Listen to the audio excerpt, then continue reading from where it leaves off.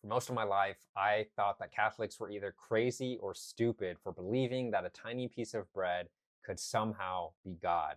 I remember sitting in adoration as a teenager thinking to myself, this is dumb. We're literally staring at a tiny piece of bread. But years later, when I found myself at the lowest point of my life, completely crushed, anxious, and on the verge of a mental breakdown, that same tiny piece of bread became my saving grace. This is the story of how the Eucharist healed my restless soul and became my holy addiction. My first time ever experiencing what's known in the Catholic Church as Eucharistic Adoration is a vague memory. I must have been about 15 years old at the time.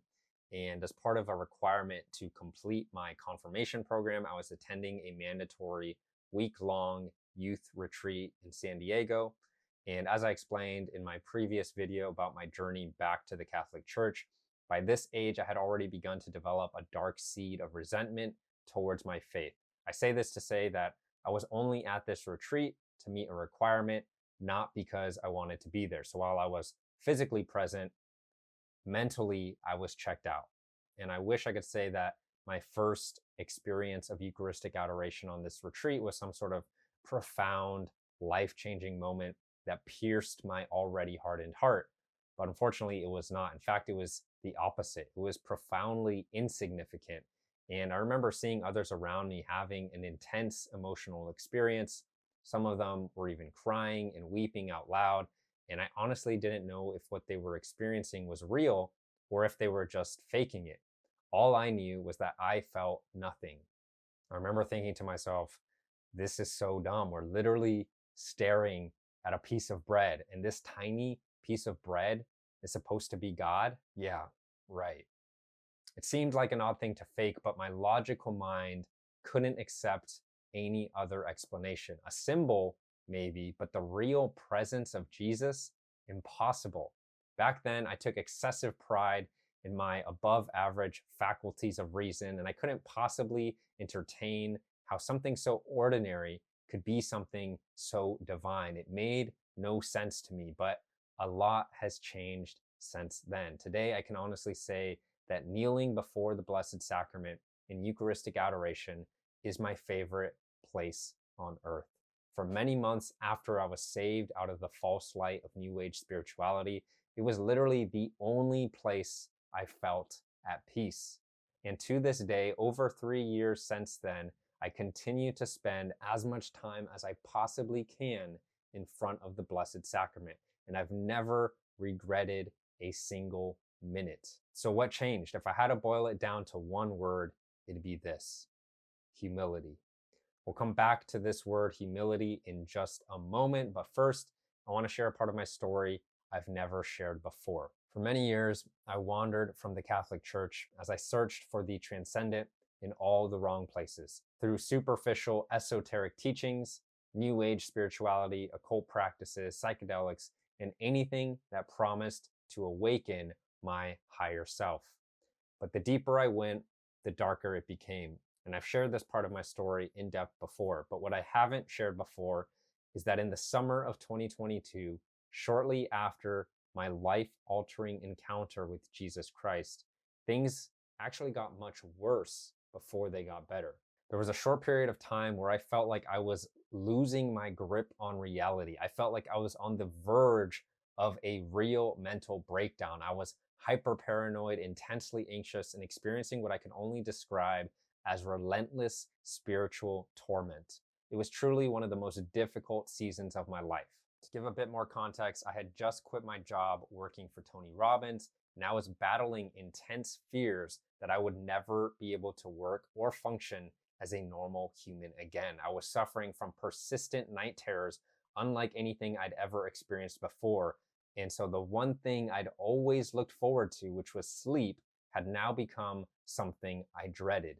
I'd often wake up in a panic, out of breath, completely drenched in sweat, and acutely aware of a dark, evil presence in my room, a presence that would only leave when I'd call upon the name of Jesus Christ. It was during this time that I started to do a deep dive into learning about spiritual warfare and how to rebuke evil spirits in the name of Jesus. Thanks be to God, it became blatantly obvious to me that I was indeed in the middle of a very real spiritual war. And when my eyes were finally open to the deception of New Age spirituality, and I wholeheartedly gave my life to Christ, the enemy did not want to let me go easily. This awareness didn't necessarily make it any easier, but it made it bearable and gave me hope that this would not last forever. It must have been around the same time, however, when I also came across 2 Corinthians 11:14, which states, Satan can masquerade as an angel of light. In a single sentence, this Bible verse explained so much of what I had experienced in the New Age movement and how I had been so deceived. But it also now presented me with a new dilemma. If Satan could masquerade as an angel of light, how could I ever trust the light again? That was a terrifying question that I had to wrestle with for quite some time. And like I said, I was hyper paranoid and I didn't know who or what I could trust anymore. So there was a period of time when I genuinely didn't feel like I could even trust my own thoughts. I was deeply traumatized, not only by all that I had experienced in the New Age space, but also all the psychological and emotional abuse I'd experienced in my last relationship. Thankfully, God guided me to all the right people and resources I needed to survive those dark and trying months. And ultimately, it proved to be an extremely fruitful season as I learned a lot about spiritual warfare and how to discern spirits. Over the next year, slowly but surely, the spiritual torment began to subside, my sanity began to return, and I began to heal. But in the meantime, during those initial months, the only place I felt safe was in front of the Blessed Sacrament, in the real presence of my Lord and Savior, Jesus Christ. And this is the part of the story that becomes hard, if not impossible, to fully explain, but I'll try my best. After exploring some Protestant and non-denominational Christian churches and resisting the Catholic Church for months, one day I finally humbled myself and found myself back inside the very same Catholic Church that I grew up in. Not for Mass, but for adoration. And the moment I stepped inside that church and I saw the Blessed Sacrament displayed there on the altar, something in me exhaled. Actually, everything in me exhaled. For the first time in months, my mind could rest, my body could rest, my soul could rest. Somehow I instantly knew that I could let my guard down here. I knew that I was safe here.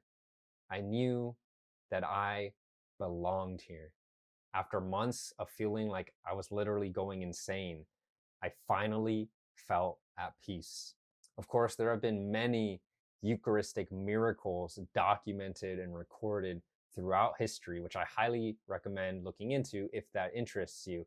But for me, at that time, this truly felt like a miracle. I remember kneeling there in silence, staring at that same piece of bread that I once mocked so many years ago, but this time something was different.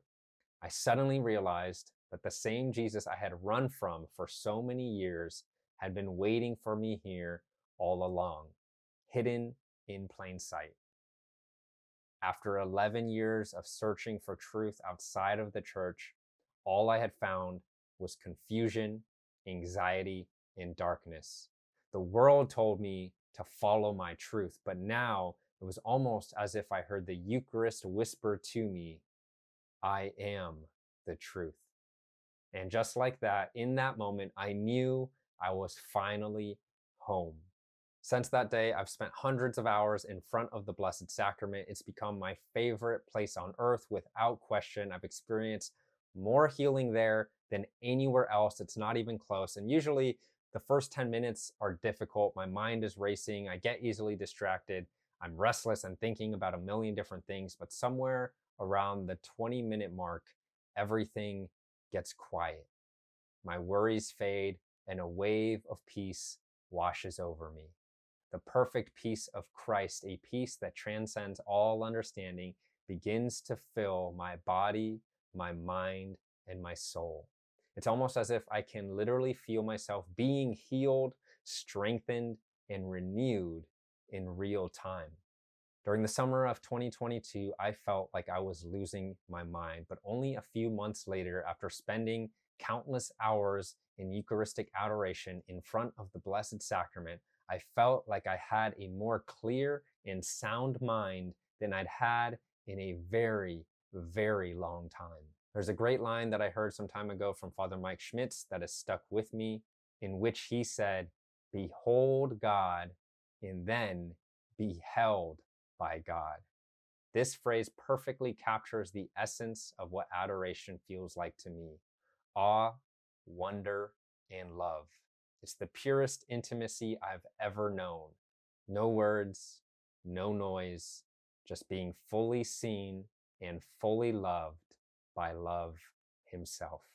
Back in my early blogging days, I once wrote an essay about how taking cold showers was my strange addiction. The premise of the essay was that while most addictions control you, taking cold showers was the one addiction that put me in control. Well, I have a new addiction now, and it's called Eucharistic Adoration. While most addictions control you, and taking cold showers may put you in control, Eucharistic adoration is the one addiction that gives all of the control back to God, the only one who's truly in control of everything. For this reason, the Eucharist has now become my holy addiction. It's why I'm Catholic again. It's why I go to daily Mass as often as possible and spend as much time as possible in front of the Blessed Sacrament. It's why I'm still here, still healing, still growing, still trying to become the man that God created me to be. If Christ truly is the center of our lives, why wouldn't we want to receive him and to be with him as often as we can? As St. Carlo Acutis once said, people who put themselves before the sun get tanned. People who place themselves before the Eucharist become saints.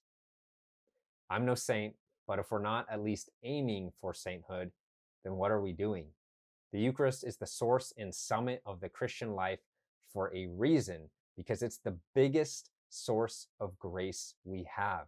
The Eucharist is the greatest free gift that God has given us. So if you want to experience more of God's supernatural grace in your life, then it's obvious what you must do. Increase your devotion to the Eucharist. Allow the Eucharist to satiate your soul, to unite you to God, and to transform you into the likeness of Christ. Allow yourself to be spiritually nourished by frequent reception of Holy Communion, and allow your soul to become addicted to the heavenly bread that strengthens, renews, and restores all things. Because the more time you spend with him, the more like him you'll become. It's as simple as that. The Eucharist reveals the most shocking and miraculous reality of God. At first glance, it might seem crazy that the infinite God of the universe would hide himself in something as small and ordinary as a piece of bread. But at the same time, isn't that how he's always loved us? Humble, human, and hidden? Just as he once hid his divinity beneath flesh, he now hides his glory beneath bread. He makes himself small so that we can draw near without fear. The same God who spoke the universe into existence now awaits us silently on the altar, making himself available to anyone who is willing to draw near. The miracle was never about the bread becoming God, but about God becoming so small that he could dwell within us. The infinite has made himself finite so that we can encounter his real presence in a concrete and tangible way. And if you think that's too simple or too strange or too dumb to be true, I understand. I once thought so too. But I've come to realize that God hides not to trick us, but to teach us how to see, not with our physical eyes, but with our spiritual eyes. You see, the hiddenness of God honors our free will by giving us the ability to choose a relationship with him, rather than imposing it upon us by force. Looking back, I understand now that God didn't reveal himself to me when I was at that youth retreat in San Diego as a teenager because I didn't want to see him. My heart was closed. I was blinded by my own pride. I mocked his humility. And yet, even though I had turned my back on him, he never turned his back on me. Instead, he just waited patiently, lovingly, humbly. He waited until I freely chose to seek him out. And then, as soon as I opened the door to my heart, even just a crack, he came rushing in to reveal himself to me. My encounter with him was a supernatural, extraordinary experience. I now know that truth is not just something to believe in, it's someone to behold, someone to be held by. Unless you've had a similar encounter with him, I understand that it's impossible to explain, but all I can say is that nothing's been the same since. People sometimes describe the Catholic Church as exclusive because only Catholics who are in full communion with the Church can receive the Eucharist during Mass. There's a good reason for this, I promise, and it's not that we're trying to be exclusive, but that's a conversation for another day. Today, I want to leave you with some good news, though. The beauty of Eucharistic adoration is that it's open to anyone and everyone, both Catholics and non-Catholics alike. So if you've never experienced adoration, or if you have but felt nothing, this is your invitation to go again. Try again. And who knows, maybe this time something will be different. You don't have to know what to say, and it's okay if you don't experience anything loud or dramatic. That's not the point. The most important thing is that you remain open. Let your soul rest in his perfect stillness. And if you'd like, maybe you can whisper the words that the young prophet Samuel once prayed. Speak, Lord, your servant is listening. And then close your eyes and simply listen. If you're afraid that you've strayed too far, run for too long, or made too many mistakes for God to welcome you back, don't be. You don't need to get your act together, clean yourself up, or make yourself worthy and spotless before you go to him. Just go. God doesn't need you to be perfect. He just needs you to be present. Not perfectly present either, just present. In whatever state you are, however you are, come as you are, and he will meet you there, fully, faithfully, and without hesitation. I promise. If you're not Catholic but you're curious, I seriously encourage you to find a nearby Catholic church with Eucharistic adoration. You can just Google Catholic Church near me and then check any church's website to find their hours for Eucharistic adoration. They're usually listed under a section that will say Mass schedule or Mass times. And finally, I know this is a difficult concept to wrap your head around, but just think about this for a moment. If the God of the universe chose to incarnate, die, and then rise again on the third day, how much harder would it be for him to make himself present to us now under the appearance of a tiny piece of bread? At the end of the day, Catholics don't believe this because we just decided to make it up. We believe it because Jesus himself said, "This is my body." He did not say, "This is a symbol of my body." He said, "This is my body." So yes, this is a hard teaching, but no, it's not impossible. Nothing is impossible for my God, the God who created all things from nothing, the God who fed the 5,000 with 5 loaves, the God who changed water into wine, and the God who raised the dead back to life. My God is an awesome God, a humble God, and a mysterious God. He is a living, loving, Eucharistic God, and he is waiting for you at the altar. If you made it to the end here, thanks so much for watching. If you have any questions, or if you've ever personally encountered the real presence of Jesus Christ in the Eucharist, please let me know in the comments. I would love to hear from you. And lastly, if you enjoyed this video, please make sure to hit that like button and subscribe if you haven't already to help this message reach more people. Thanks so much again for watching. God bless, and see you in the next video.